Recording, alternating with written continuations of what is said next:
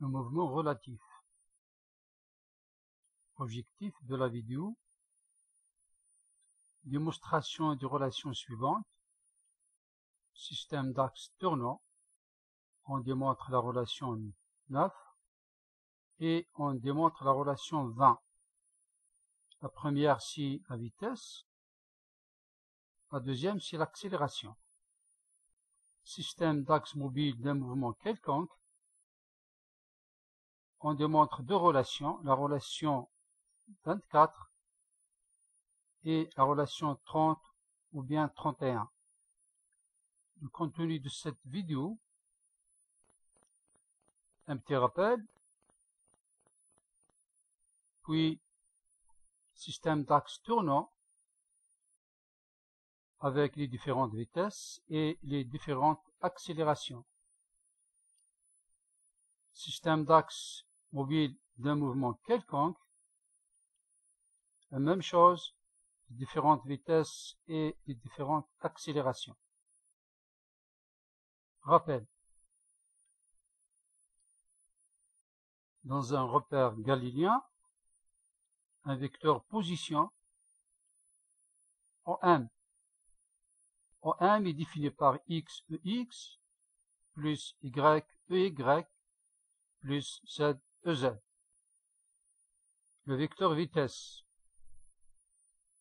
c'est la vitesse instantanée. V, c'est la dérivée du vecteur position par rapport au temps.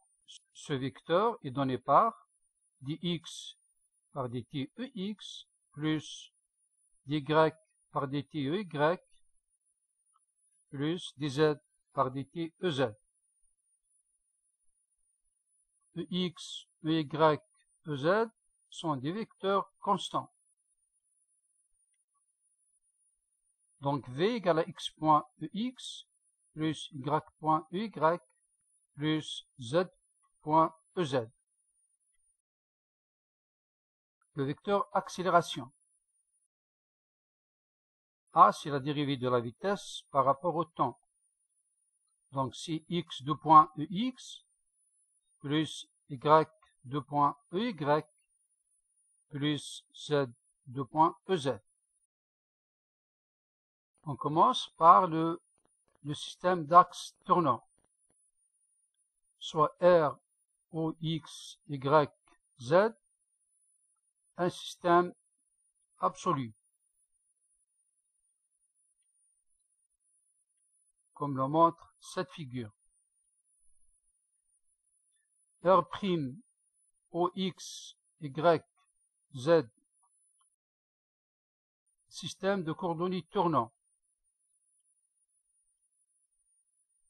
Cette figure montre le système de coordonnées tournant.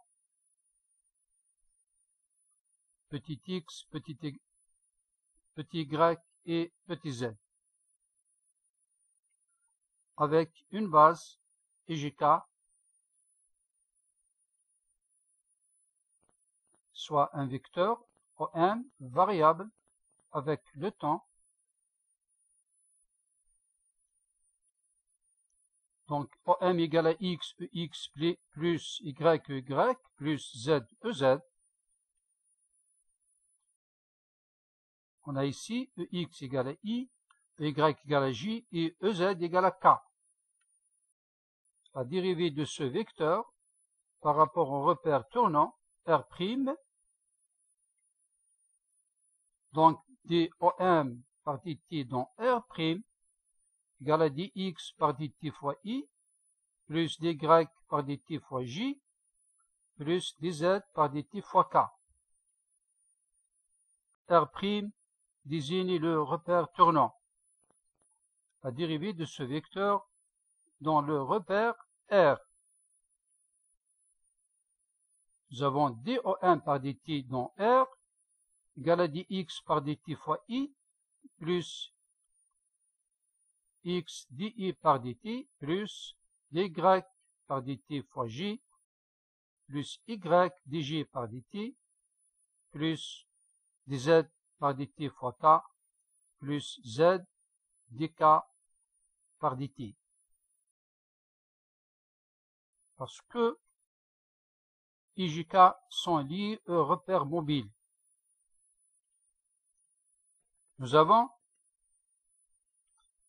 le produit scalaire de deux vecteurs, I par I égale à 1, donc la dérivée de ce produit égale à 0. On développe, on obtient la relation 1. Les deux vecteurs I et dI par dt sont perpendiculaires, c'est-à-dire le vecteur dI par dt appartient au plan YZ, comme le montre cette figure. Voici le vecteur dI par dt comme exemple.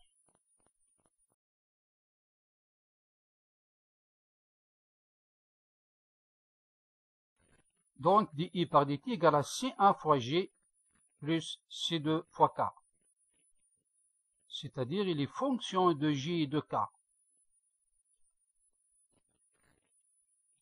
Ça, c'est la relation 2, ou bien l'égalité 2. De même, on a dJ par dt égale à C3 fois K plus C4 fois I. Ça, c'est la relation 3. On le voit sur la figure.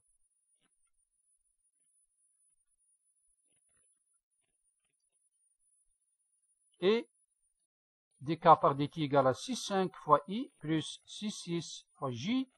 Ça, c'est la relation 4, comme le montre cette figure.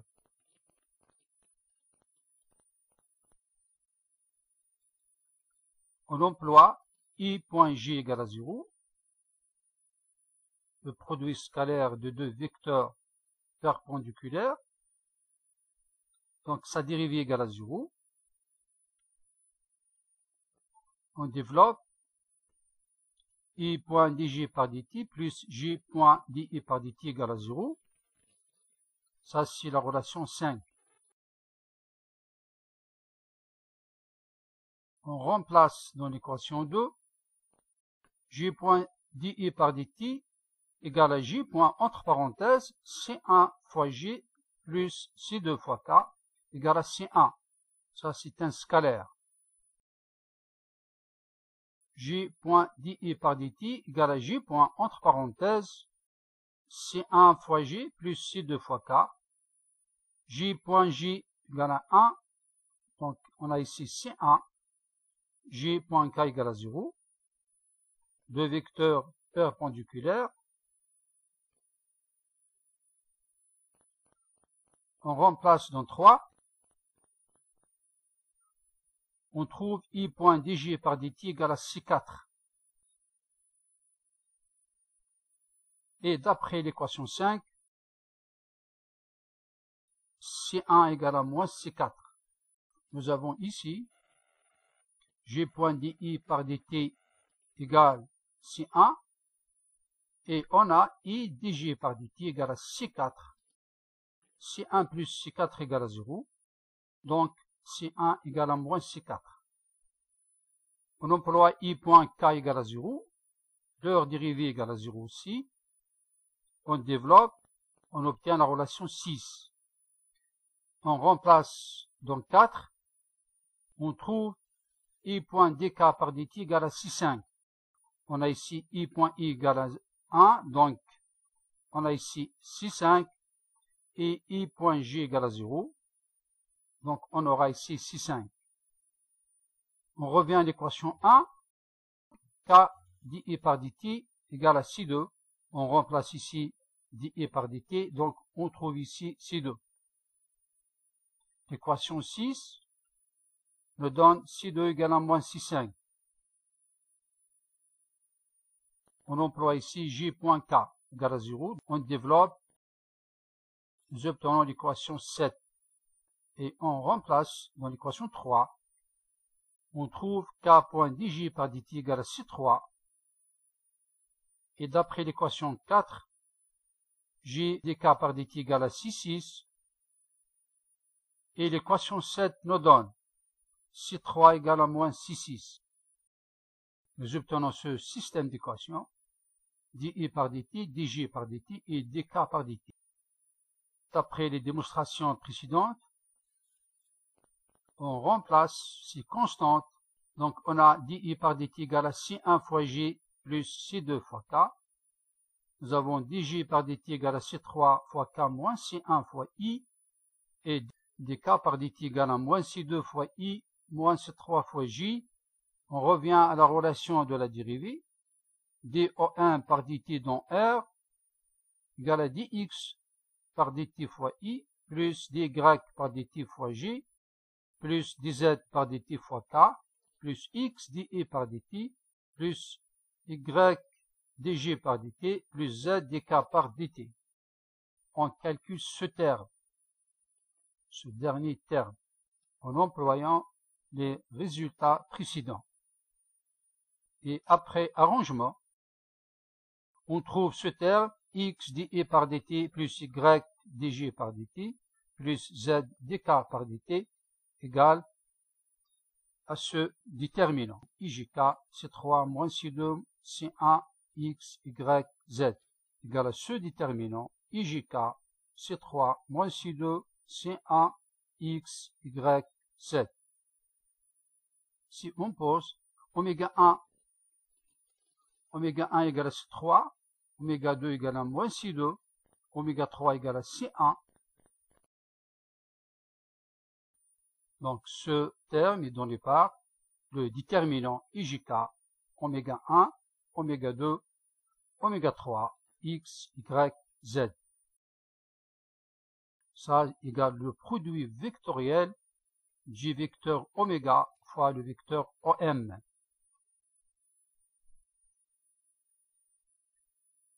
Donc la dérivée du vecteur position dans R égale à dx par dt fois I plus dy par dt fois J plus dz par dt fois K plus oméga fois OM. Enfin, nous obtenons la relation suivante. dO1 par dt dans R égale à dOm par dt dans R' plus oméga fois OM. Ce terme dx par dt fois I plus dy par dt fois J plus dz par dt fois K, c'est dOm par dt dans R'. Ce terme dx par dt fois I plus dy par dt fois J plus dz par dt fois K, c'est dOm par dt dans R'. Ça, c'est la relation 8. Je vous rappelle de la relation 8.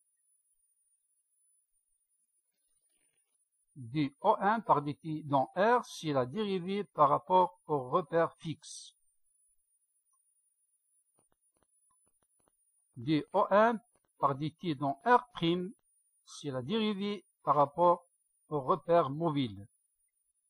Donc V de M dans R égale à V de M dans R' plus la vitesse V du R' par rapport à R. Donc V de M par rapport à R égale V de M par rapport à R' plus V de R' par rapport à R. Ça, c'est la relation 9. Ça, c'est le premier objectif de la vidéo. V de M dans R, c'est la vitesse du point M dans R, ou bien le repère fixe. V de M dans R', c'est la vitesse du point M dans le repère tournant. Et V de R' dans R, V de R' par rapport à R, c'est la vitesse du repère R' par rapport au repère fixe R. Définition. V de M dans R, c'est la vitesse absolue du point M. V de M dans R', c'est la vitesse relative d'un point M. V de R' par rapport à R, c'est la vitesse d'entraînement.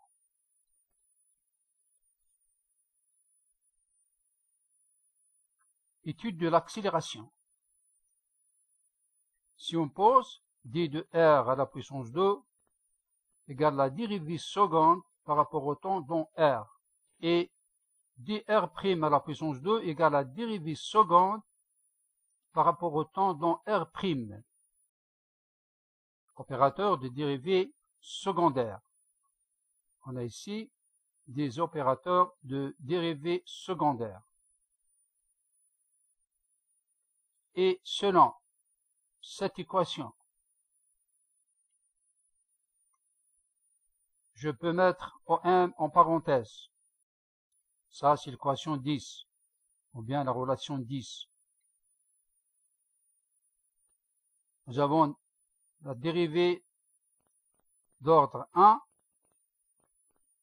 d par dt dans R, égale à d par dt dans R', plus oméga fois. Ça, c'est l'égalité 11. Ça, c'est ce qu'on appelle équivalence des opérateurs. On a d au carré O1 par dt au carré dans R. On écrit cette dérivée de cette forme. Et selon 11, on remplace, nous obtenons la dérivée seconde du O1 par rapport au temps dans R comme, entre parenthèses, d par dt dans R' plus oméga fois, entre parenthèses, d O1 par dt dans R' plus oméga fois OM. Le développement de cette expression nous donne la dérivée seconde par rapport au temps dans R' plus d oméga par dt dans R' fois OM plus 2 fois oméga d O1 par dt dans R' plus oméga produit vectoriel entre parenthèses oméga produit vectoriel OM. Car d par dt dans R', du produit oméga fois OM égale la dérivée de oméga fois OM plus oméga fois la dérivée du OM dans R'. Donc l'accélération est donnée par la relation 12. Ça, c'est l'accélération d'un point M dans un repère fixe. Ça, c'est l'accélération absolue. La relation 13. Accélération du point M dans R'. A de M dans R', c'est cette dérivée. Ça, c'est la relation 14. Ça, c'est le premier terme. Accélération du repère R' dans R. C'est d oméga par dt dans R' fois OM plus 2 fois oméga fois d OM par dt dans R' plus oméga fois, entre parenthèses, oméga fois OM. Ça, c'est la relation 15. L'accélération de Coriolis. A si R égale à 2 fois oméga fois dO1 par dt dans R'. Ça, c'est la relation 16. Accélération centripète. A si E, c'est oméga fois OM. C'est la relation 17. Accélération linéaire. AL égale à d oméga par dt dans R' fois OM. Oméga, c'est la vitesse angulaire. Sa dérivée nous donne l'accélération angulaire. Ça, c'est la relation 18. L'accélération angulaire. C'est d oméga par dt dans R'. La relation 19. Finalement, l'accélération absolue d'un point M par rapport à un repère fixe est donné par 4 termes. AM dans R' plus ACR plus ACE plus AL. On a déjà vu ces termes. Ça, c'est la relation 20. Ça, c'est l'objectif 2 de la vidéo. Le deuxième point des objectifs de la vidéo. Système d'axe mobile, un mouvement quelconque, soit un point M mobile dans un repère R', et ce repère est mobile de son côté dans un repère fixe R. Voici le repère mobile. Le vecteur position O'M, et voici le repère fixe. Le vecteur position OM, on emploie la composition des vecteurs. OM égale à O' plus O'M. Ça, c'est la relation 21. Comme le montre cette figure, la vitesse du point M dans R, c'est dOm par dt dans R. C'est la relation 22. Et on a V de M dans R' égale à dO'M par dt dans R'. Ça, c'est la relation 23. Je rappelle, R, c'est le repère fixe. R', c'est le repère mobile. Introduisons dans la relation 21.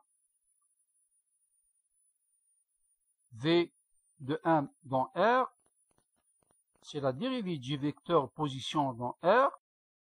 Donc, c'est la dérivée du vecteur position O' plus la dérivée du vecteur position O'M. Et d'après la relation 8, nous avons dOm par dt dans R égale à dO'M par dt dans R' plus oméga fois O'M. Donc la vitesse du point M par rapport à R, R c'est le repère fixe, égale à dO'M par dt dans R plus dO'M par dt dans R' plus oméga fois O'M. Donc la vitesse V de M dans R égale à V du point O'M dans R plus V de M dans R' plus oméga fois O'M. Ça, c'est la relation 24. C'est-à-dire V de M dans R égale à V de M dans R' plus VE dans R. Ça, c'est la relation 25. VER, VE par rapport à R égale à VO' par rapport à R plus oméga fois O'M. Ça, c'est la relation 26. VE par rapport à R. VE par rapport à R, c'est la vitesse d'entraînement. La composition des accélérations. D'après 21, c'est OM égale à OO' plus O'M. Donc la dérivée seconde du vecteur position dans R, c'est la dérivée seconde du premier vecteur plus la dérivée seconde du deuxième vecteur. Ça, c'est la relation 27. D'après la relation 12, ce terme ici, ce terme est donné par l'expression suivante. Ça, c'est la relation 28. On remplace dans 27, nous obtenons cette relation. C'est 29. C'est la relation 29. Ça nous donne l'accélération absolue.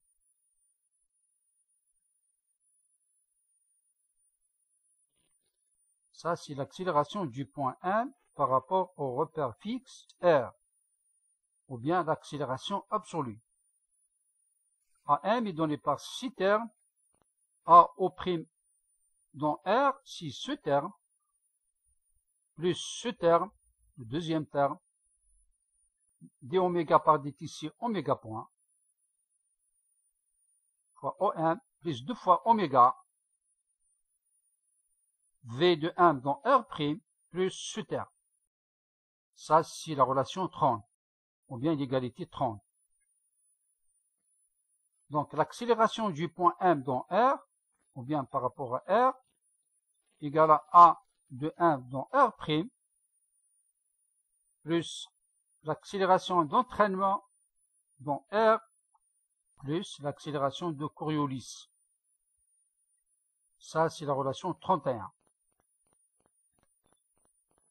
Accélération d'entraînement. AE dans R égale à AO' dans R, plus oméga point fois O'M, plus oméga fois O'M. Ça, c'est la relation 32. A si R est donné par 2 fois oméga fois V de 1 par rapport à R', c'est la relation 33. J'arrive à la fin de cette vidéo. N'oubliez pas ça, s'il vous plaît. J'attends votre abonnement et bonne chance à tous.